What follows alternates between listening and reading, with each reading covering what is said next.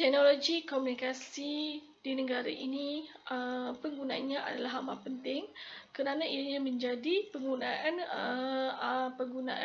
setiap hari bagi pengguna di Malaysia ini, terutama sekali berkaitan dengan pendidikan, kewangan serta pentadbiran dan sebagainya.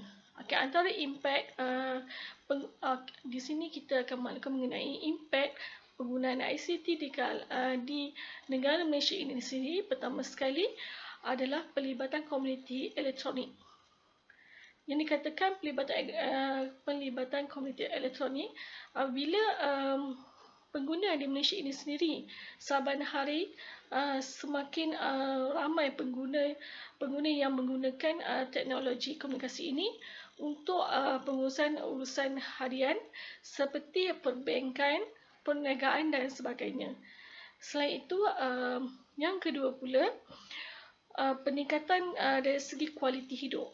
Okey, peningkatan dari segi kualiti hidup jika kita dapat lihat dari segi perhubungan sosial, di mana adanya media massa pada masa kini, jurang kekeluargaan dapat dieratkan melalui media massa walaupun tidak sesebuah keluarga itu tidak tinggal bersama.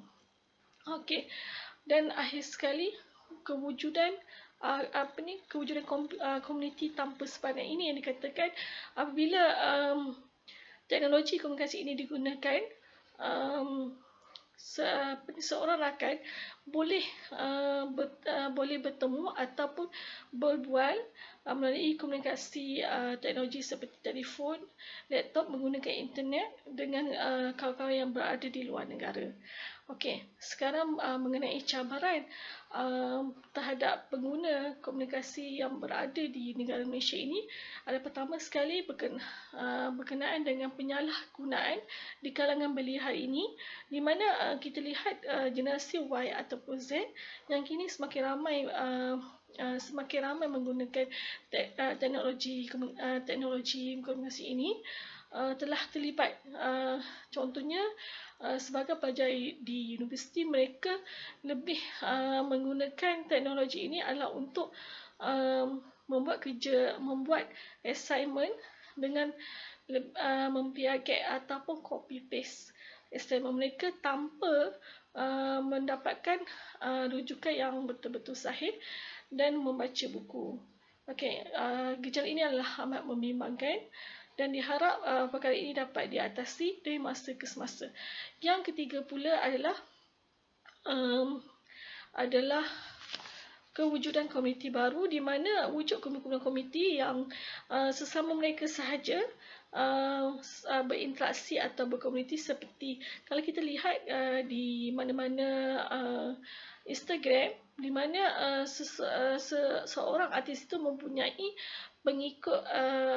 pengikutnya berdasarkan pengikut Instagram yang ada pada hari ini. Okey, jika yang nombor 3 kita lihat pula ada segi jurang perbezaan pengguna di luar bandar, di pendalaman dan juga di bandar. Ini kerana masih terdapat penduduk di luar bandar dan pendalaman tidak menggunakan teknologi komunikasi ini secara berkesan. Okey, dan keempat, melalui aliran maklumat, di mana aliran maklumat, cabaran yang perlu kita hadapi pada hari ini, maklumat yang terdapat di dalam teknologi komunikasi kadang-kala ianya melebihi had dan tanpa halangan. Contohnya berkaitan dengan data-data maklumat privasi pengguna itu sendiri. Okey, dan akhirnya pengurusan ruang cyber, di mana perlunya hak asasi, hak pengguna itu perlu diberi keselamatan dan terjamin, kerana kadang-kadang wujudnya ruang penjenayahan di situ. Okey, akhir sekali berkaitan dengan cadangan penyelesaian. Antara cadangan penyelesaian yang saya fikirkan pertama sekali adalah peranan ibu bapa itu sendiri. Kerana kanak-kanak peranan ibu bapa itu sendiri dalam mengawal kanak-kanak yang berusia daripada berusia 2 tahun sehinggalah remaja, ia pun seharusnya peka dengan keadaan anak-anak mereka dalam penggunaan teknologi komunikasi itu sendiri. Ini kerana terdapat banyak penyalahgunaan di kalangan mereka jika tidak dibendung daripada rumah. Yang kedua, pihak berwajib, contohnya agensi kerajaan ataupun swasta ataupun mana-mana badan korporat perlu merapatkan jurang antara pengguna di bandar, luar bandar dan pendalaman agar teknologi komunikasi ini dapat digunakan dengan berkesan dan berkembang dengan baik di negara kita ini. Dan akhir sekali adalah perlunya ada undang-undang dan akta, penambahbaikan undang-undang dan akta bagi membendung peningkatan jenayah di dalam teknologi komunikasi ini.